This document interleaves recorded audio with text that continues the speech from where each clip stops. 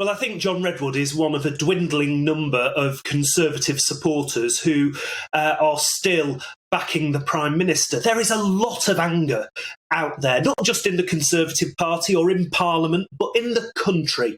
People are furious. I'm furious that whilst we were all doing the right thing this time last year, we were cancelling our Christmas arrangements, we were telling family and loved ones that we wouldn't be able to pop in and see them, and for those who were seriously ill, they weren't able to have family around them, and worse, those who were dying in hospital with coronavirus, their loved ones couldn't be at their bedside.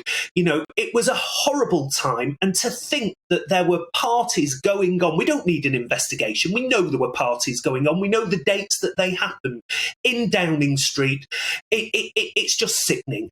And so I do think this is a matter of moral authority for the Prime Minister, and for the first time in his overprivileged life, he has to do the right thing. He has to understand the hurt, the anger that this has caused, and the damage that it's done to public health advice coming out of government. Does this leave us then in terms of, I mean, we all know there are people about say, well, if it's one rule for them and one rule for us, we're not going to follow the rules. I mean, that doesn't apply to everyone, but it's certainly a number of people. So when it comes to the Plan B rules, what do you say to people watching right now to convince them that actually they do need to follow what the government is saying on this? I'd say don't listen to Boris Johnson, but do listen to the Chief Medical Officer and the Chief Scientific Advisors. They're there to give sound public health advice.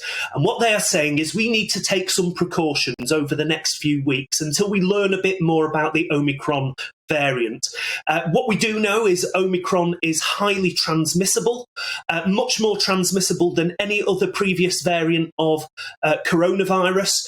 And what we don't want to do is to inadvertently create this perfect storm over the Christmas period whereby the rates of coronavirus shoot up through the roof at the same time as the NHS is going through its usual winter pressures. That would be the perfect storm, and one that we absolutely have to avoid. So these precautionary measures are just that. They are precautionary. It buys us a little bit of time to learn a bit more about Omicron.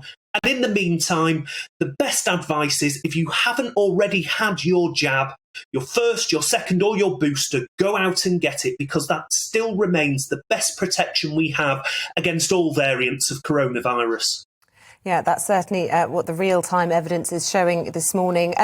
Andrew Gwynne, I just want to ask you, we're seeing from this YouGov poll that the Labour Party have overtaken the Conservatives in terms of points by 4 percentage points at 37 versus Conservatives on 33%. It's the worst poll rating in 11 months for the Conservatives. Do you think that is attributable to your leader, Sir Keir Starmer, or do you think that is testament to people losing faith in the Prime Minister? And also, do you think you can capitalise on that? Because we've seen the Prime Minister, Boris Johnson, falter before. We've seen him transgress before, and people see him as the lovable rogue. I mean, we've got this by-election on Thursday in North Shropshire. Will this be a real sort of test of whether or not Labour will be able to make the most of this and make an advantage of it?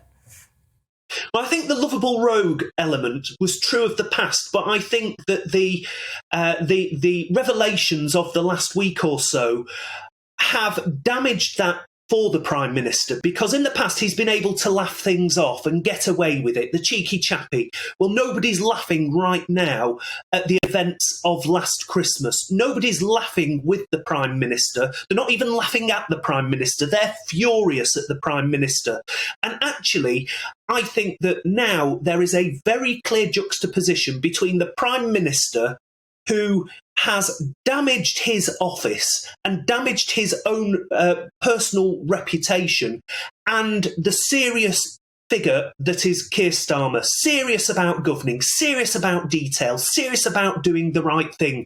And I think that people are realising that these are serious times and they need a serious leader. OK. Andrew Gwynne, really good to talk to you this morning. Thank you.